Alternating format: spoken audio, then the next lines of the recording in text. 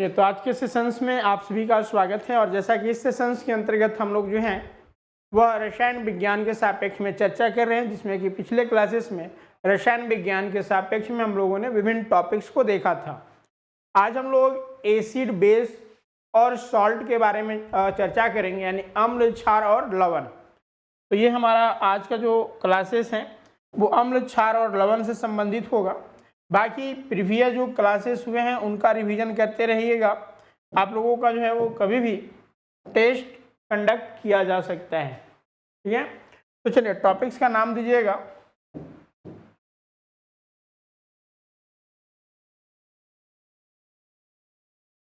अम्ल और क्षार।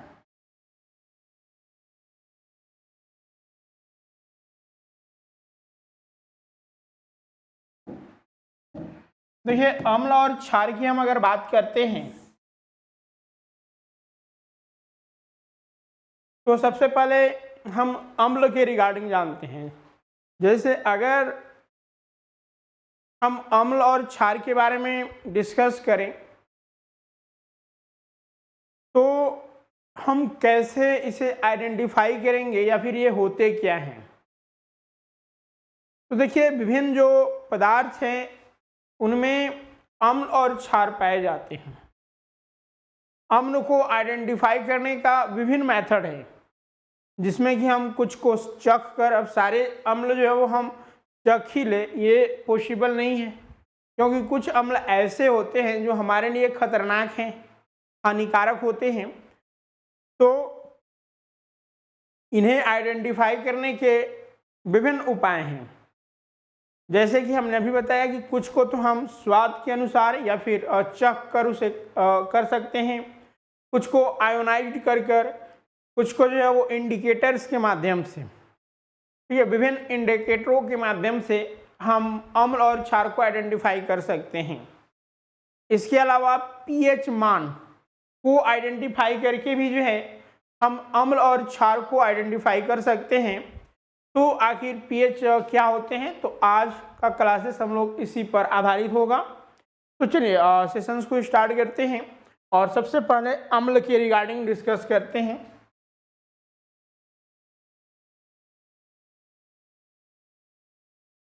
अम्ल, जिसे हम इंग्लिश में एसिड कहते हैं। तो अब देखिए, यहाँ पर अगर हम बात करते हैं तो सबसे पहले स्वाद के अनुसार अगर हम देखें तो अम्ल का स्वाद कैसा होता है।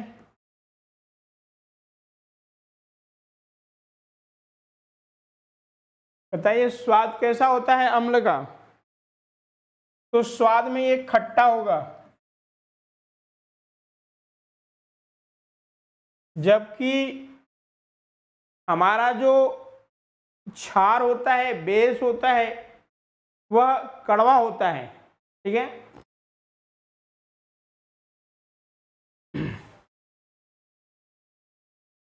दूसरा कि अगर इसको आयोनाइज किया जाए, चलिए ना, हम एक दूसरे को ही सापेक्ष में डिस्टिंग्विश करते ही चलते हैं। दूसरा क्षार यानी कि बेस। तो अगर हम इनका स्वाद देखें, ठीक है, जो क्षार है वो स्वाद में कैसा होता है, बीटर होता है, कड़वा होता है।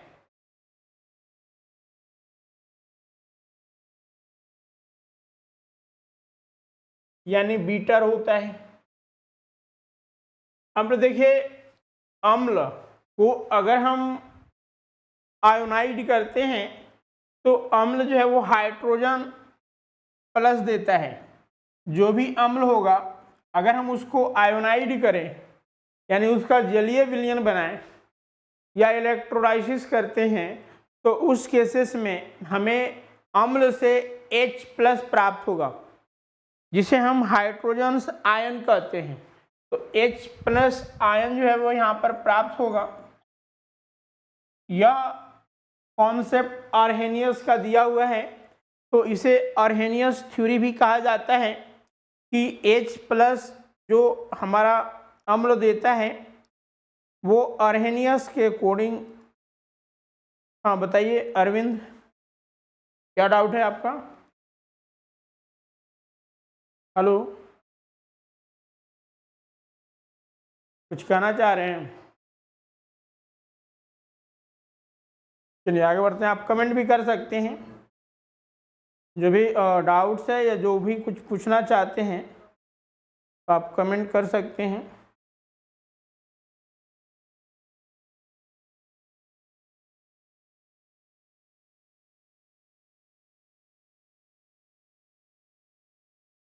तो दूसरा पॉइंट कि अगर अम्ल को हम आयोनाइड करते हैं, आयनित करते हैं, तो हमें H+ आयन मिलता है, जबकि हमारा बेस में जो है वो हाइड्रोक्सी आयन यानी OH- आयन जो है वो यहाँ पर प्राप्त होता है। यह जो कॉन्सेप्ट है इसे अर्हेनियस कॉन्सेप्ट के नाम से जाना जाता है, अर्हेनियस परिकल्पना। ठीक है, ये जो है H+ और OH- यानी कि जब हमारा एसिड है और उसे हम जलीय विलयन करते हैं तो एसिड जो है वो H+ देगा और बेस OH- देगा। इसके थ्रू भी जो है हम एसिड और बेस को आइडेंटिफाई कर सकते हैं। तो यह जो परिकल्पना है इन दोनों के सापेक्ष में लिख रहे हैं। ठीक है, ये अर्हेनियस परिकल्पना या फिर अर्हेनियस थ्योरी के भी नाम से इसे जाना जाता है। ठीक है, अर्हेनियस थ्योरी। अब देखिए, यानी ये हाइड्रोजन प्लस आयंस दे रहा है, तो यहाँ यानी प्लस मतलब क्या कि एक इलेक्ट्रॉन लूज कर रहा है। तो ये जो अम्ल होता है वो क्या होता है कि इलेक्ट्रॉन डोनर होता है, जबकि क्षार क्या है तो इलेक्ट्रॉन एक्सेप्टर है।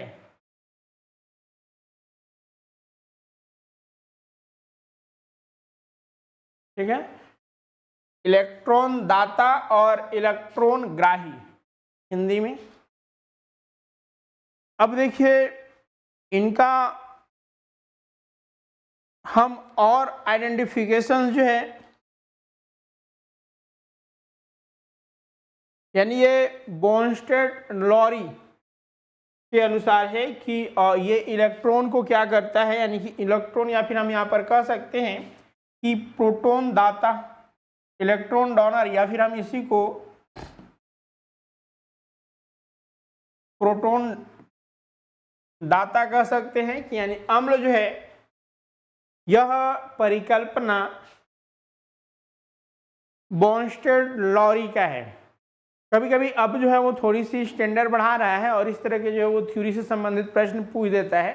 बाकी तो आपका फेमस क्वेश्चन है, ये है, बताइए लाल लिटमस नीला हो जा रहा है, कौन सा जो है वो अम्ल है या बेस है? नीला लाल हो जा रहा है। ये तो करेंगे, लेकिन थोड़ा सा जो है वो कुछ अन्य चीज़ों को भी ध्यान में रखना है ताकि हमें दिक्कत ना हो। तो ये प्रोटॉन दाता होता है अम्ल, जबकि क्षार जो है, ठीक है, क्षार जो है वो प्रोटॉन ग्रहण करता है, एक्सेप्टर, प्रोटॉन ग्रहण करता है। यह जो कॉन्सेप्ट दिया है वो दिए हुए हैं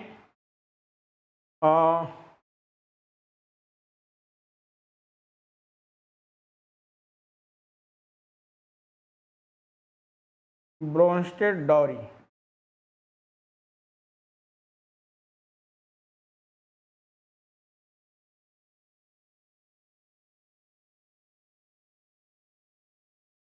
इनके द्वारा ये कल्पना दिया गया प्रोटॉन एक्सेप्टर और प्रोटॉन डोनर के सापेक्ष। नेक्स्ट है इंडिकेटर। ठीक है, इंडिकेटर यानी कि हम अगर लिटमस पेपर का प्रयोग करें, इंडिकेटर में लिटमस पेपर का,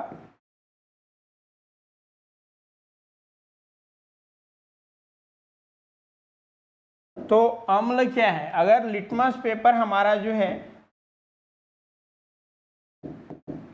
ठीक है। अगर लिटमस पेपर ब्लू है, ठीक है, अगर ब्लू यानी नीला है, अगर नीला से ये क्या है कि रेड में कन्वर्ट हो जाए, लाल में कन्वर्ट हो जाए, तो हम क्या कहेंगे कि वह जो विलयन है वो हमारा अम्ल है। ठीक है, यानी कि अम्ल, जब हम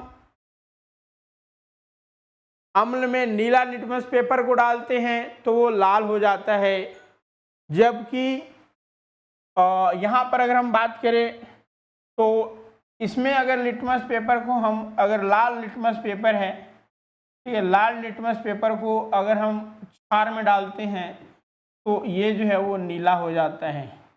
तो ये इंडिकेटर के माध्यम से जो है हम आइडेंटिफाई करते हैं, यानी कि लिटमस पेपर के माध्यम से भी हम एसिड और बेस को आइडेंटिफाई कर सकते हैं।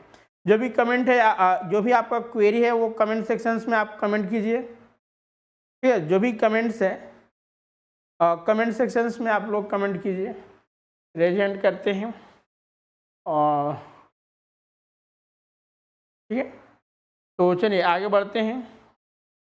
तो ये इंडिकेटर्स के माध्यम से, यानी कि लिटमस पेपर यानी नीला जो है वो लाल में कन्वर्ट हो जाता है और लाल नीला में, तो ये क्षारीय कहलाएगा।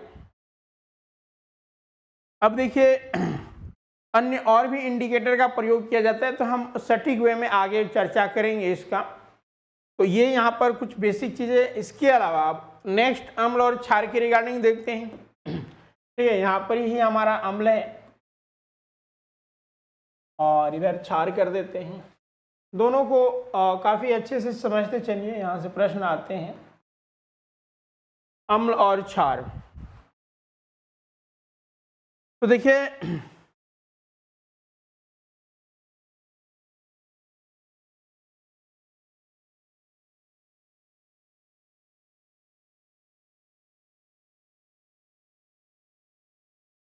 कुछ अहम जो एसिड और बेस है उन पर हम लोग विचार करते हैं। एग्जाम्पल क्या है इसका, ठीक है, उदाहरण। एग्जाम्पल में देखिए तो अम्ल का जो एग्जाम्पल है वो आपका HCl, H2SO4, जबकि हम अगर क्षार की बात करें तो NaOH, सोडियम हाइड्रोक्साइड्स,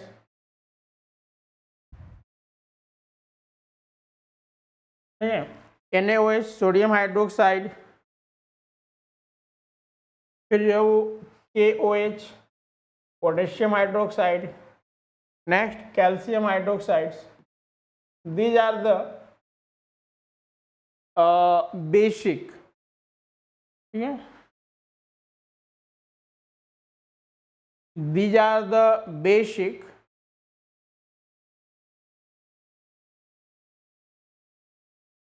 हाँ, कोशिश करेंगे कि जो टर्मिनोलॉजी आ रहे हैं उनका हम इंग्लिश भी जो है वो आपके साथ दोहराते चलें। तो नाउ यहाँ पर अगर देखें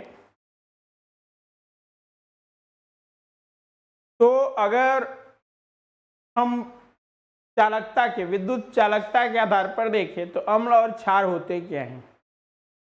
ठीक है, तो अम्ल का जो जलीय विलयन है वह चालक होता है, यानी सुचालक होता है, यानी कि इलेक्ट्रिसिटी से पास हो सकता है, क्योंकि इसके जो विलयन होता है वो आयोनाइड होता है, यानी कि H+।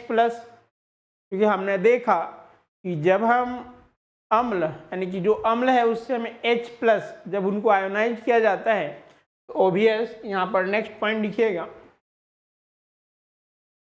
कि ये जलीय विलयन में विद्युत का चालन कर सकते हैं। ये जलीय विलयन में, जलीय विलयन कहने का मतलब हुआ कि एक्वस सॉल्यूशंस में, जलीय विलयन में विद्युत का चालन कर सकते हैं।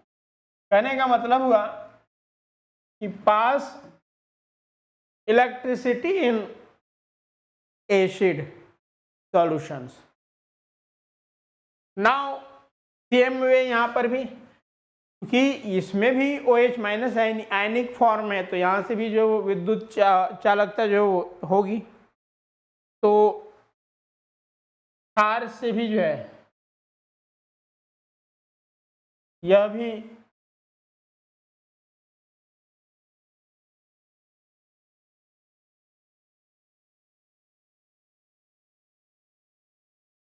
विद्युत का चालक है। ठीक है, ये भी क्या है, विद्युत का चालक है।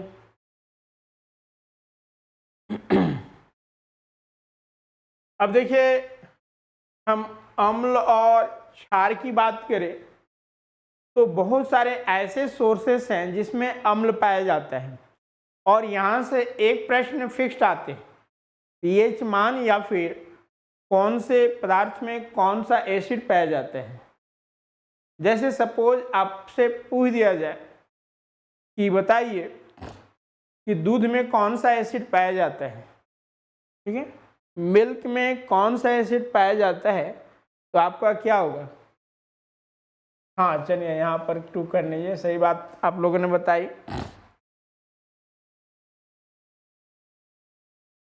तो जी हाँ, CaOH2 कर दीजिएगा।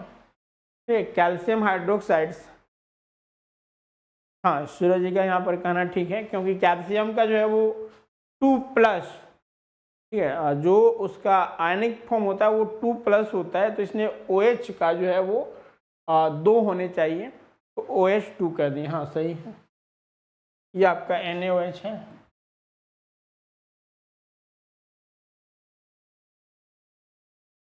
समझ रहे हैं, सोडियम हाइड्रोक्साइड है, NaOH गया था।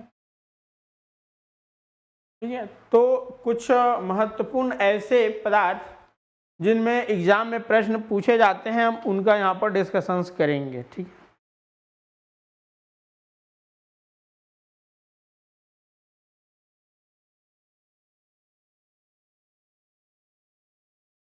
अब देखिए कभी कभी इस तरह के जो है, हाँ मिल्क में लैक्टिक एसिड, हाँ सही पाया जाता है।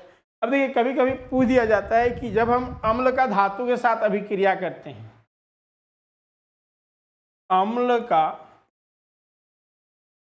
या फिर धातु को अम्ल के साथ अभिक्रिया किया, अम्ल का धातु के साथ अभिक्रिया करने पर, अभिक्रिया करने पर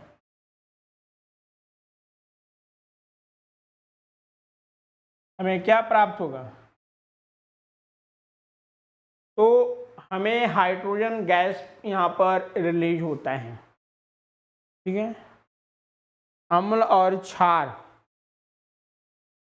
यानी कि जब अम्ल धातु के साथ रिएक्ट करते हैं तो करने पर हाइड्रोजन गैस मुक्त होती है।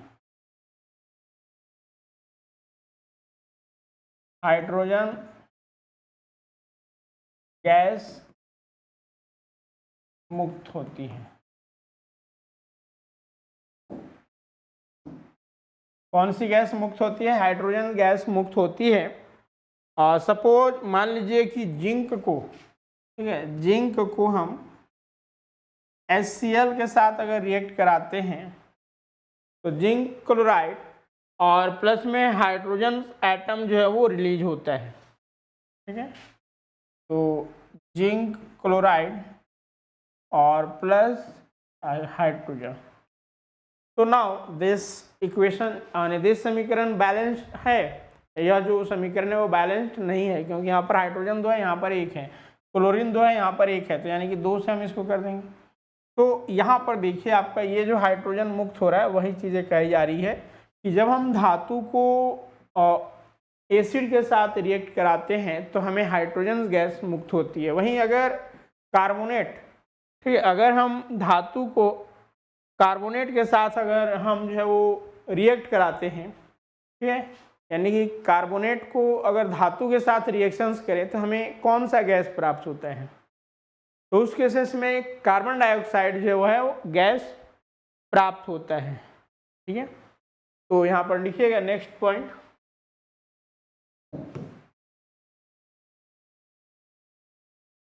कार्बोनेट के साथ अम्ल, कार्बोनेट के साथ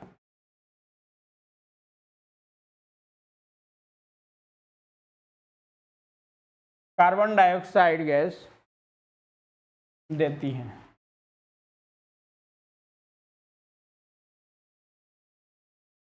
जैसे सपोज हम एक कार्बोनेट यानी कि मान लीजिए कैल्शियम कार्बोनेट लेते हैं, ठीक है, कैल्शियम कार्बोनेट को हम एक अम्ल, ठीक है, एक अम्ल H2SO4 सल्फ्यूरिक एसिड के साथ अगर रिएक्ट करें तो हमें क्या मिलेगा, तो हमें कार्बन डाइऑक्साइड तो यहाँ रिलीज होगा ही होगा, इसके अलावा हमें क्या मिलेगा, कैल्शियम जो है वो सल्फर के ये सल्फेट के साथ जो है वो रिएक्ट हो जाए तो कैल्शियम सल्फेट, ठीक है, calcium sulphate plus CO2, calcium sulphate plus CO2 और in the presence of water, ठीक है, तो यहाँ से वाटर भी जो है वो रिलीज होगा। तो ये जो है आपका कार्बन डाइऑक्साइड गैस रिलीज हो रहा है।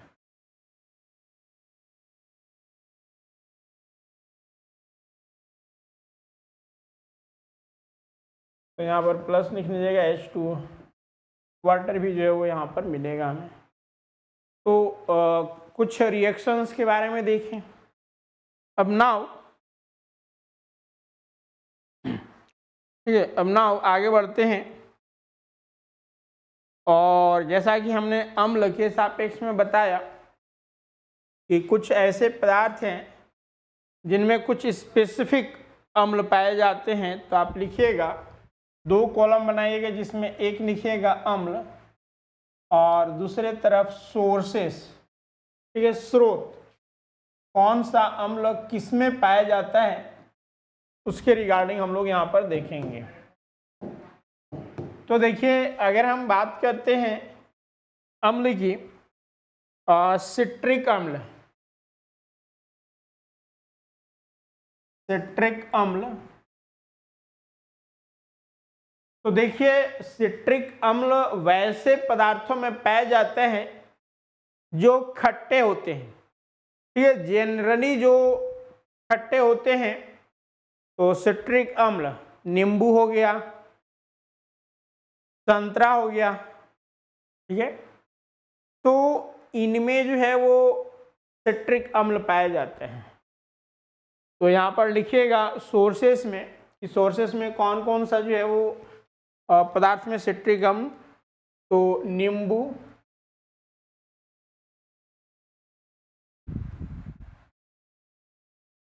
संतरा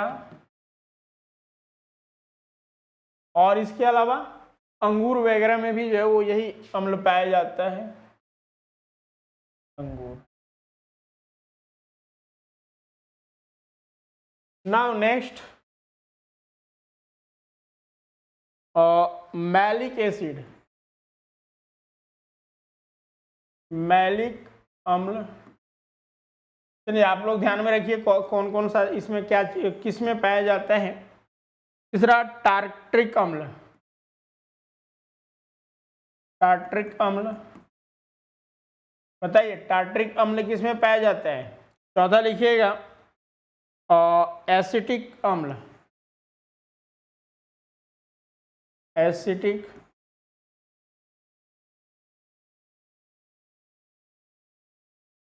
पांचवा लैक्टिक अम्ल,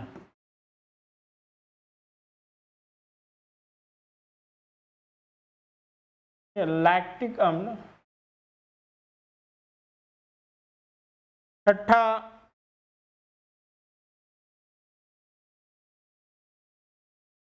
फॉर्मिक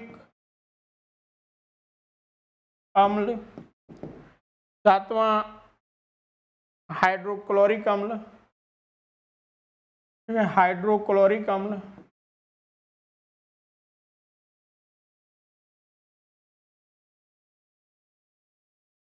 एंड नेक्स्ट ऑक्जेलिक अम्ल।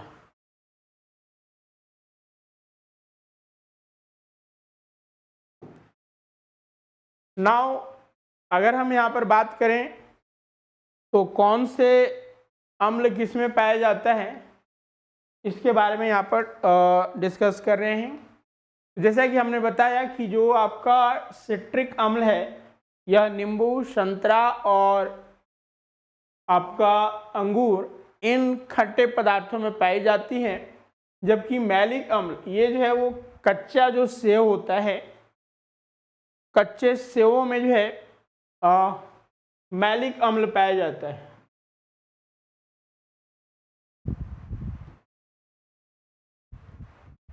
जबकि टार्ट्रिक अम्ल की हम बात करें तो यहाँ पर कुछ ऑप्शंस आए हैं इमली।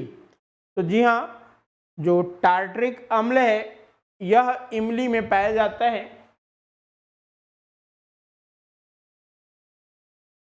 याद रखना है कि सिट्रिक अम्ल मुख्य रूप से जिसमें विटामिन सी पाए जाते हैं तो उनमें सिट्रिक एसिड अवेलेबल्स होते हैं। नेक्स्ट एसिटिक एसिड, चलिए एसिटिक एसिड के बारे में बताइए। तो अचार वगैरह आप जानते हैं यानी सिरिका, सिरिका वगैरह में जो है एसिटिक एसिड, लैक्टिक एसिड यानी लैक्टिक अम्ल जो है, लैक्टिक अम्ल जो है वो आपका दूध में पाया जाता है। ठीक है, लैक्टिक अम्ल दूध में। फॉर्मिक अम्ल आप लोग बताइए। और हाइड्रोक्लोरिक एसिड आपके पेट यानी कि अमाशय में।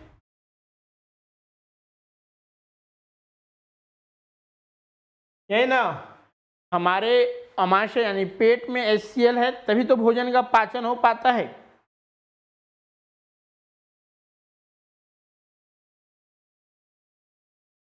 और किन्हीं का कोई फॉर्मिक एसिड के बारे में बताइए। अच्छा, फॉर्मिक एसिड में हमने अमाशय लिख दिया है, यानी इसको पहले सुधारते ये नीचे लिखना है हमें। यहाँ पर एक जगह हमने आपके लिए छोड़ा था।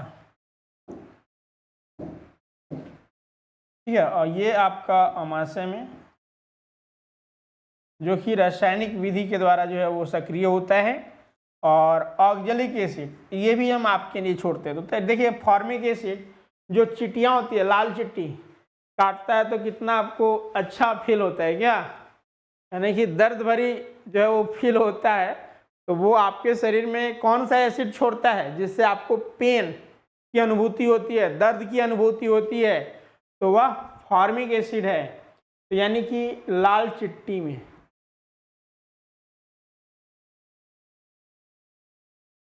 ठीक है, लाल चिट्टी और ऑक्जेलिक अम्ल। बड़े चाव से आजकल आप लोग टमाटर खरीदते हैं क्या, बिलायती नहीं, टमाटर। बिलायती जानते हैं, बिलावती कहा जाता है। ठीक है, तो जो टमाटर होता है उसमें ऑक्जेलिक अम्ल पाया जाता है। एक प्रीवियस थियरी में प्रश्न पूछा गया था कि टमाटर का जो कलर होता है वो लाल क्यों होता है। टमाटर का कलर लाल के लिए कौन सा पिगमेंट यानी रंजक रिस्पॉन्सिबल है। ठीक है, लाल रंग का होता है, तो बताइए कौन सा।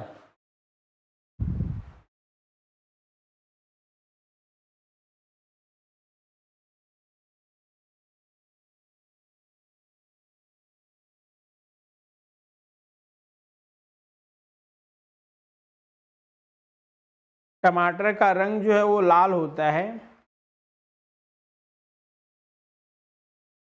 किसके कारण, किस पिगमेंट के कारण।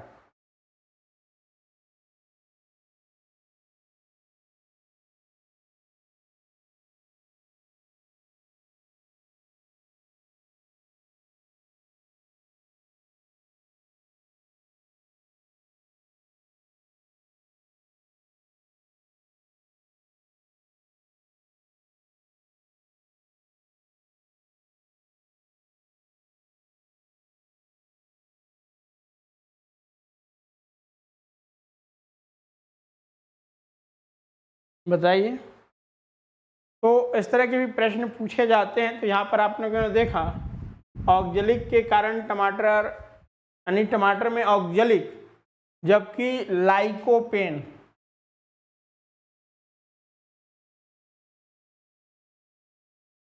ठीक है, लाइकोपीन यह एक वर्णी लवक है, वर्णी लवक है, इसके कारण टमाटर का रंग लाल होता है। वहीं जेंथ्रासाइनिन, जो बैगन का कलर होता है बैगनी, वो जेंथ्रासाइनिन के कारण होता है। कैसीन के कारण जो है वो गाजर का कलर जो है वो पीला होता है या फिर गाजरी कलर का होता है। तो ये आपका बायोलॉजी का टर्म हो जाता है। तो थोड़ी सी यहाँ पर जब हमारा टमाटर का आया तो हमने अवगत करा दिया, इससे ध्यान में आपको रखना है। यहाँ तक क्लियर है या फिर कोई डाउट्स है तो आप पहले पूछ लें, उसके बाद जो है वो आगे बढ़ेंगे हम लोग। तो ये यहाँ पर हम लोगों ने अम्ल और क्षार की रिगार्डिंग जो है वो डिस्कस किया।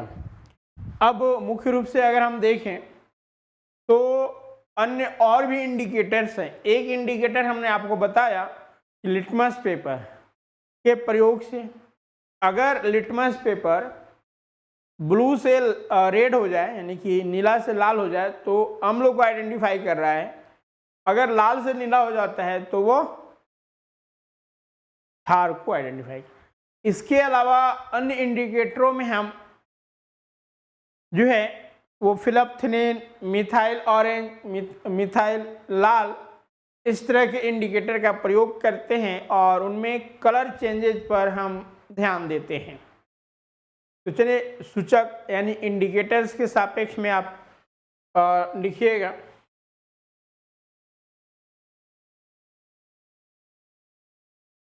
यानी कि सूचक, दैट मीन्स इंडिकेटर।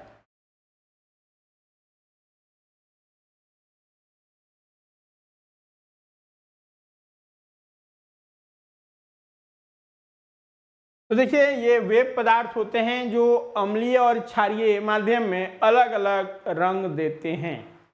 जैसे हम एक तरफ जो है इंडिकेटर सूचक को लिखते हैं और दूसरे तरफ जो है और रंग, और इस तरह के कॉलम आप बना लीजिएगा।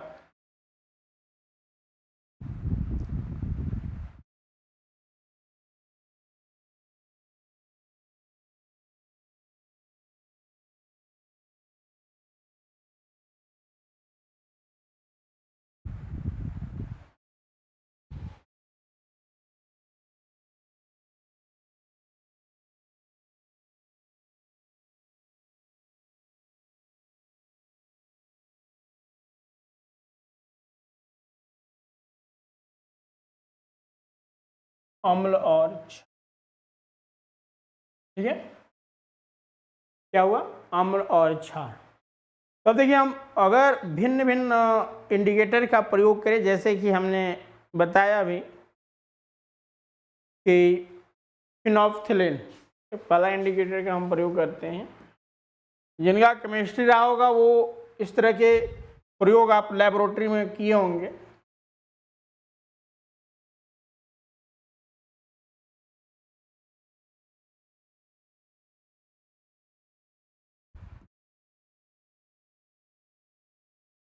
अब देखिए जो फिनोल्फ्थेलिन है, ठीक है, अगर हम अम्ल में डालते हैं तो अम्ल क्या होगा, रंगहीन हो जाएगा। ठीक है, इसका कोई रंग नहीं होगा, रंगहीन। जबकि इसमें क्या होगा, गुलाबी हो जाएगा। ठीक है, सारा गुलाबी गुलाबी हो जाएगा। ठीक है, क्या होगा, गुलाबी गुलाबी हो जाएगा। दूसरा अगर हम इंडिकेटर का प्रयोग करते हैं मेथाइल ऑरेंज,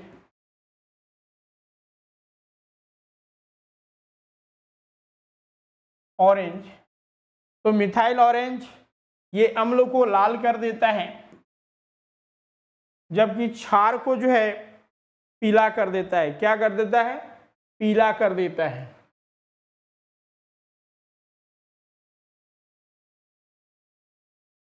वहीं अगर हम नेक्स्ट इंडिकेटर का प्रयोग करें,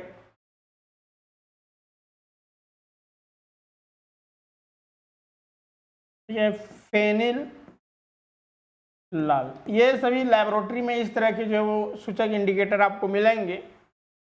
अगर हम देखें यहाँ पे तो फेनोक्सिनिल ये अम्ल को पीला कर देता है, जबकि क्षार को जो है वो लाल कर देता है। क्या कर देता है? लाल कर देता है।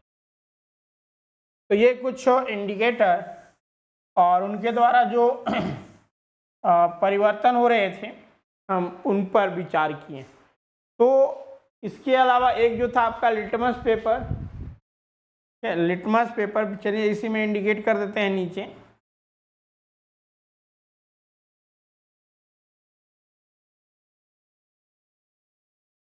ये क्या होता है कि ब्लू को और रेड में कन्वर्ट कर देता है, जबकि यहाँ पर क्या है कि रेड को ब्लू में कन्वर्ट कर देता है। अब ये ध्यान रखिएगा कि जो लिटमस पेपर बना हुआ होता है,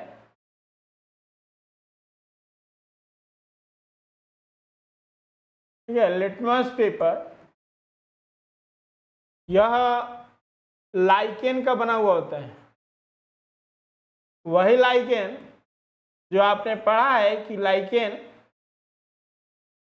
एल्गी यानी कि शैवाल और कवक के सहयोग से, शैवाल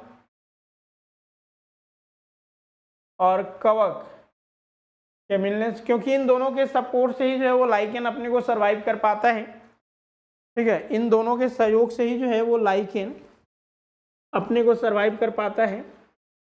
1 मिनट।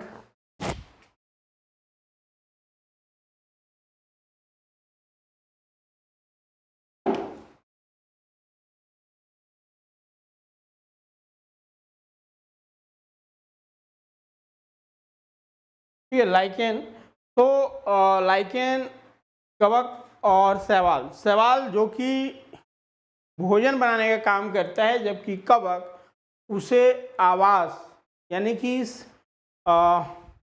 शेल्टर प्रोवाइड करता है, शरण देता है। इस तरह से दोनों आपस में, इस कारण इनको सहजीवी कहा जाता है, क्योंकि ये एक दूसरे के बिना अधूरा है, जीवित नहीं रह सकते हैं। लेकिन जब दोनों मिलते हैं तो लाइकेन के नाम से जानते हैं और ये जो है वो सरवाइव कर पाते हैं। तो उसी लाइकेन का लिटमस पेपर बना हुआ होता है। तो इसका प्रयोग हम इंडिकेटर के रूप में यानी अम्ल और क्षार को आइडेंटिफाई करने के लिए करते हैं। ठीक है, यहाँ तक आप लोगों ने समझा। अब अगला है हमारा पीएच।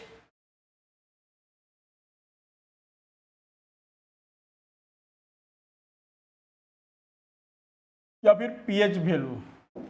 देखिए पीएच मान, इसके बारे में सर्वप्रथम सोरेंस के द्वारा जो है वो बताया गया था। ठीक है, पीएच मान, इसके पीएच मान को जो है वो सोरेन के द्वारा ये बताया गया था। और याद रखना है आपको कि जो पीएच मान है ये किसी विलयता की अम्लीयता, क्षारीयता और उदासीनता को आइडेंटिफाई करता है। क्या करता है? यानी कि इसकी खोज, पीएच मान की खोज जो है वो सोरेन के द्वारा किया गया। दूसरा कि यह जो है वो क्या करता है, यह विलयन की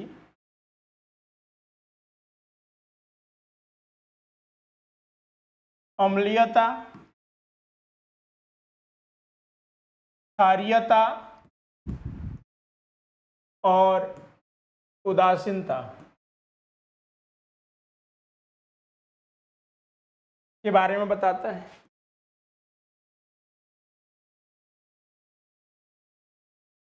अब ये कैसे बताएगा? तो इसका एक मान होता है, ठीक है, यह यानी इसका जो रेंज होता है, पीएच मान का जो रेंज है, ये परास जो है और रेंज जो है वो 0 to 14 है। ठीक है, कितना है? 0 to 14। अब यहाँ पर देखिए 0 से 14 तक जाते हैं, ये 0 हो गया, ये 14 हो गया, ठीक है। 0 और 14 इसके मध्य में 7 है, तो 7 जो है वो उदासीन को इंडिकेट करता है, ठीक है। और इस और हम जाएंगे तो ये क्षारीयता को बताता है, 7 से आगे बढ़ने पर ये क्षारीयता को बताता है, और 14 पर जाते हैं तो वो सबसे अधिक क्षारीय पदार्थ होता है, ठीक है। सबसे अधिक क्षारीय पदार्थ अगर पीएच मान उसका 14 है तो, और अगर 7 से हम नीचे आते हैं तो ये अम्लीयता को आइडेंटिफाई करता है। 0 अत्यधिक अम्लीय पदार्थ, जैसे हम नींबू की बात करें तो नींबू का पीएच मान 2.2 होता है, तो आप देखिए कितना जो है वो एसिडिटी है उसमें, यानी एसिड है वो। तो यानी कि 7 से हम नीचे आते हैं 0 की तरफ तो एसिडिटी को शो करता है, यानी एसिड को शो करता है, ठीक है। और 7 से अगर ऊपर जाते हैं तो क्षारीयता, और 7 अगर पीएच मान 7 है, पीएच मान 7 है तो ये उदासीन को शो करेगा। जैसे शुद्ध जल का जो है वो पीएच मान कितना होगा, तो शुद्ध जल का जो पीएच मान है वह 7 होता है, ये उदासीन होता है, और शुद्ध जल में उदासीन होने के कारण इसमें किसी भी तरह का इलेक्ट्रिसिटी पास नहीं कर सकता है, ठीक है।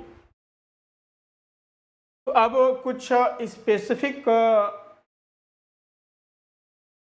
पदार्थ या फिर तत्व जिनका पीएच मान क्या होता है।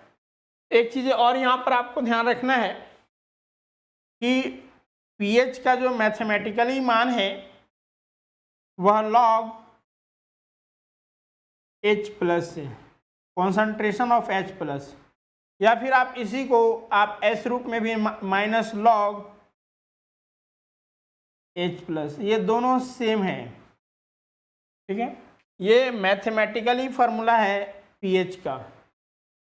तो अगर हम पीएच के मैथमेटिकली फार्मूला को देखते हैं तो इसमें कॉन्सेंट्रेशन ऑफ हाइड्रोजन्स की बात कही जा रही है ना, सांद्रता, हाइड्रोजन की सांद्रता के बारे में जो है पीएच मान बता रहा है, क्योंकि ये log 1/H प्लस है। तो ये भी याद रखना है आपको फार्मूला, कभी कभी फार्मूला ही पूछ दिया जाता है, तो अगर दो में से कोई भी हो तो आप आइडेंटिफाई, ये दोनों सेम ही है, आप ऐसे लिखिए, क्योंकि ये 1/H प्लस था तो ऊपर लेंगे तो H पर माइनस हो जाएगा और माइनस बाहर आ गया, ठीक है, तो वो प्लस हो गया। तो ये चीज़ें यहाँ पर आपको जानना है। आगे आते हैं कुछ सामान्य पदार्थों के लिए पीएच मान।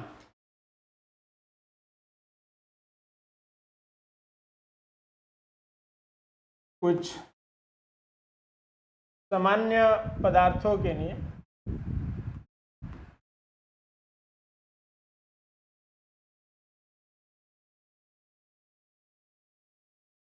जैसे कि प्रीवियस ईयर्स में ब्लड का पूछा गया, ब्लड कितना बार रिपीट किया है जिसका कोई लिमिटेशंस नहीं है, ठीक है। तो आप बताइए कि ब्लड का पीएच मान कितना होता है।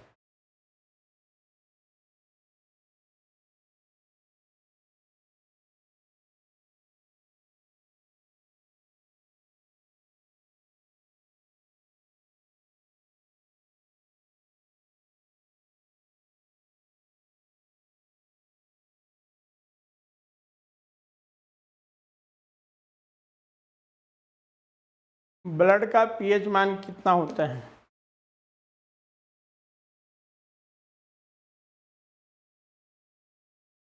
हाँ बोलिए सुनीता। हेलो।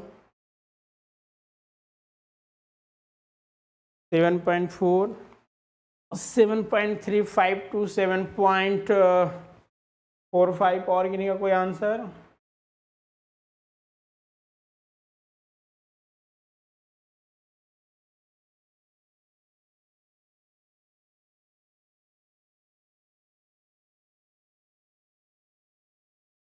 बोलिए।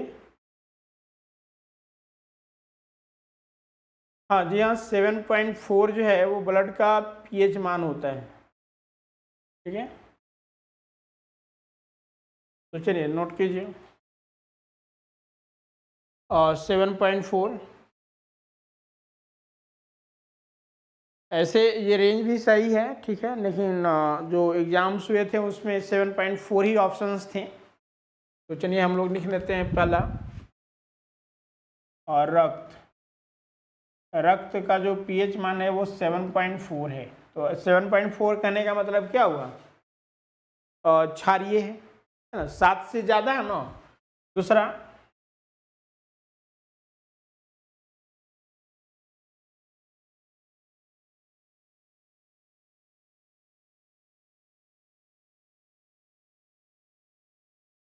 अमाशयी रस जो होता है,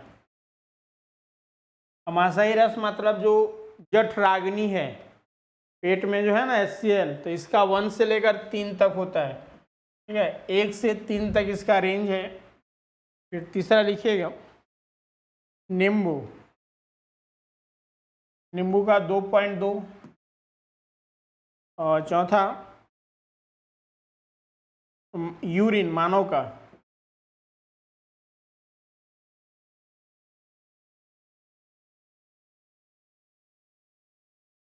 बताइए कितना होता है? मानव के यूरिन का पीएच मान कितना होता है किन्हीं का ध्यान में? तो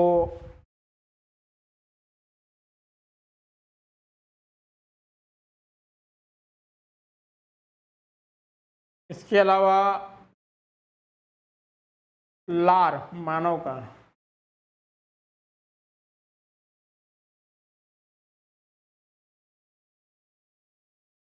दूध यानी गाय का,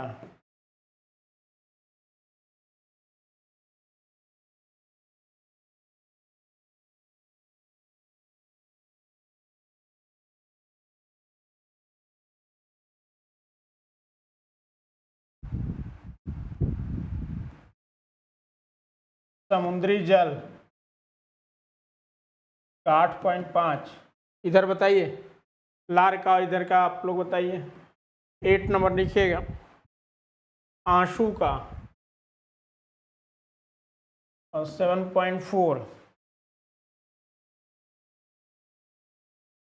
चलिए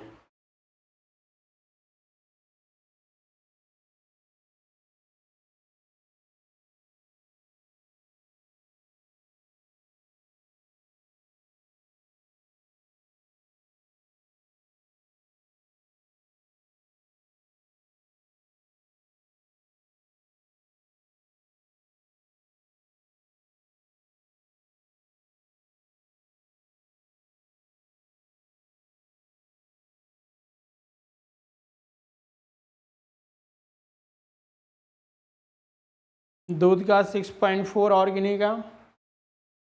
दूध का 6.4 बिल्कुल सही है, क्योंकि दूध जो है वो अम्लीय होता है। ठीक है, और अगर हम इसमें इसे दही बना देते हैं वो और ज़्यादा अम्लीय हो जाता है, यानी 6.4 से और कम हो जाएगा उसका एसिडिटी यानी पीएच मान। फिर लार का बताइए। तो लार भी जो है वो हमारा एसिडिक होता है हल्का, क्योंकि मुंह में भोजन का पाचन अवनीय माध्यम में होता है। छोटी आंत ही हमारे पाचन तंत्र का एक ऐसा अंग है जहाँ पर कि भोजन का पाचन क्षारीय माध्यम में होता है। ठीक है, तो पेनक्रियाज जूस का जो है वो पेनक्रियाज जूस क्षारीय माध्यम में पाया जाता है, जिसका पीएच मान 8 के करीब होता है।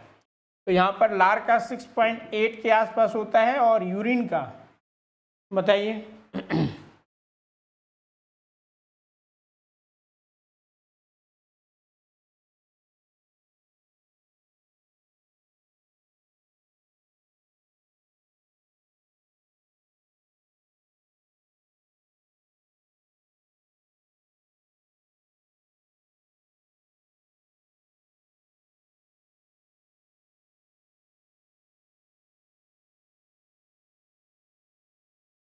ठीक है, तो अगर हम देखें तो यूरिन ऐसे तो इसका रेंज अगर देखें तो रेंज बेहतर माना जाता है और 6 से अगर 7.5 के बीच हो। यूरिन अगर न्यूट्रल है तो काफ़ी बेस्ट माना जाता है, ठीक है। लेकिन हमारे अंदर कुछ स्पेसिफिक तत्वों के कारण ये बढ़ता घटता रहता है, तो ऐसे हम मानो यूरिन का जो है वो एक एवरेजली 6 मान लेते हैं, ठीक है, 6 पॉइंट समथिंग होगा, यानी 6 to 7.5 के रेंज में होता है। इस तरह से कुछ जो है वो सामान्य पदार्थ जिनका हम पीएच मान यहाँ पर देखें, ठीक है। तो इस तरह से हम लोगों ने जो है अम्ल और क्षार के बारे में डिस्कस किया। एक चीज़ आपको ध्यान में रखना है, ठीक है, अगर मानव के रक्त में पीएच मान अगर 0.2 इकाई का अगर परिवर्तन हो, ठीक है, मानव के शरीर में अगर पीएच मान, ठीक है, रक्त का पीएच मान में 0.2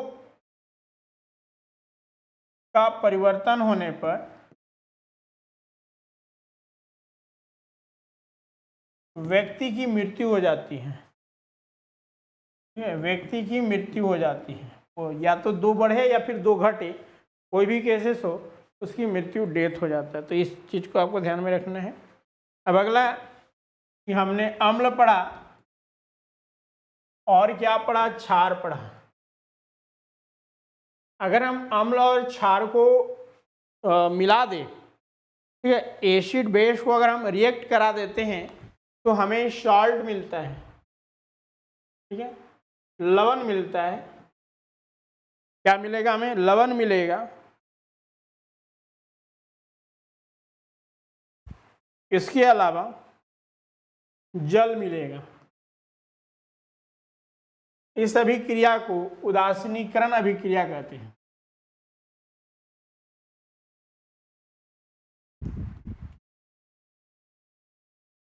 यानी न्यूट्रलाइजेशन रिएक्शन, ठीक है, उदासीनीकरण अभिक्रिया यानी कि न्यूट्रलाइजेशन रिएक्शंस। जैसे सपोज एक हम एग्जांपल लेते हैं, HNO3 प्लस KOH, ये एसिड है और ये बेस है। अगर इनका हम रिएक्शन कराते हैं हमें KNO3 in aqueous form plus water मिलता है।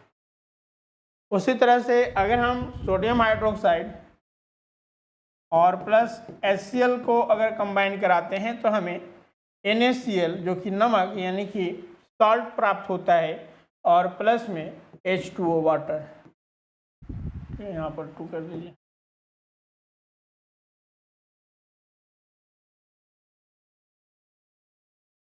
ठीक है, तो यहाँ पर भी 2 करना होगा।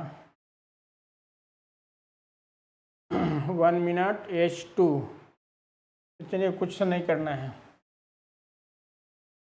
HCl हो गया ना, Na है, Cl है, H2 है और 2, हाँ ठीक है, कोई बैलेंस है ऑलरेडी। तो इसे न्यूट्रलाइजेशन रिएक्शंस कहते हैं। तो इस तरह से हम लोगों ने जो है और एसिड बेस की रिगार्डिंग डिस्कस किया। अब कुछ प्रमुख लवण के बारे में डिस्कस करने हैं, जैसे कि धोने का जो पाउडर होता है, ठीक है, यानी वॉशिंग सोडा, बेकिंग सोडा, व्यंजक चूर्ण, इन सब के रिगार्डिंग जो है वो हम लोग अगले क्लास में चर्चा करेंगे, जहाँ से एक प्रश्न जो है वो फिक्स्ड नहीं आने हैं। एक तो आपका अम्ल और क्षार से आ जाएगा, क्योंकि अब जैसा ट्रेड है वो एक टॉपिक से 2-3 क्वेश्चंस पूछ दिया जा रहा है। तो हम लोगों ने अम्ल और क्षार के रिगार्डिंग आज डिस्कस किया। अगले क्लास में जो प्रमुख लवक है उन पर हम चर्चा करेंगे। अगर आज के क्लासेस में किन्हीं का कोई डाउट्स है या कुछ पूछना चाहते हैं, आप कमेंट्स कर दें या पूछ लें।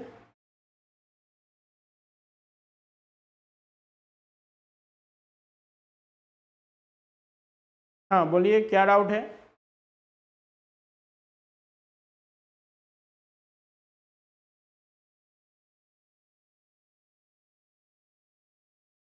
तो चलिए आज के सेशंस को हम लोग यहीं पे रखते हैं और पुनः मिलते हैं अगले सेशंस में। Thank you all of you.